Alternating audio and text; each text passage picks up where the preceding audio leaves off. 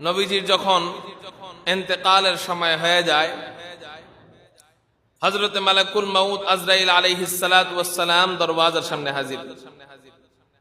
নবীজিকে সালাম দিচ্ছেন, আসসালামু আলাইকা ইয়া রাসূলুল্লাহ। নবীজি সালামের জবাব দিবেন, দরওয়াজার বাহিরে তাকাইছেন। তাকানোর পর দেখেন হযরতে মালাকুল মউত আজরাইল আলাইহিস সালাতু ওয়াস সালাম নবীজির জান নেওয়ার জন্য এসে গেছেন।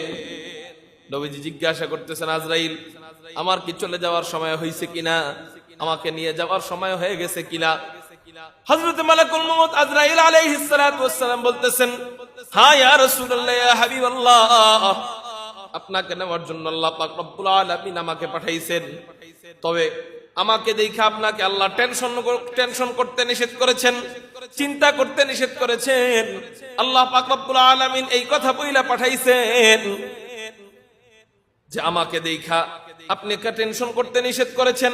এই কথা বইলা পাঠাইছেন যে আপনার অনুমতি ছাড়া আপনার জান কবজ তো দূরের কথা, আপনার কামরার মধ্যেও আমি যেন প্রবেশ না করি।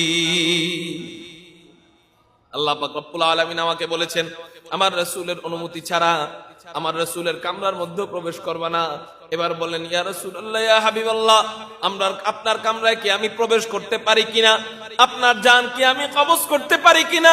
এই কথা যখন বলছে, নবীজি বলেন, হ্যাঁ হ্যাঁ হ্যাঁ, অনুমতি তো পাইবাই, জান তো কবজ করবাই, থাকার জন্য তো আসি নাই, চলে তো যেতেই হবে।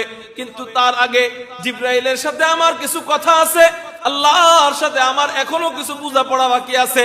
আগে জিবরাইলকে ডাক দাও, আল্লাহর সাথে যে বোঝাপড়া আছে এটা আমি জিবরাইলের সাথে কথা বলি। জিবরাইলকে ডাক দাও। হযরতে জিবরাইলকে ডাকা হয়। ওই দিন হযরতে জিবরাইলের চোখেও পানি, নবীজির চোখেও পানি। ওই দিন হযরতে জিবরাইলও কান্দেন, নবীজিও কান্দেন। হযরতে জিবরাইলকে জিজ্ঞাসা করা হয়, ও জিবরাইল, তুমি কান্দো কেন, তোমার কান্নার কারণ কি?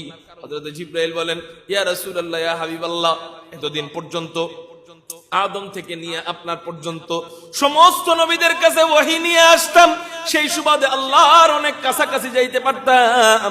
এখন থেকে তো আপনিও চলে যাবেন, আল্লাহ পাকের ওই কাছাকাছি যাওয়া যাবে না। একটা বরকতময় মাকামে পৌঁছাইতে পারতাম, ওই বরকতময় মাকামে পৌঁছানো যাবে না। ইয়া রাসূলুল্লাহ, ইয়া হাবিবাল্লাহ, আমি জিবরাইল এই জন্য কাঁদতেছি। কিন্তু আপনি কেন কাঁদতেছেন?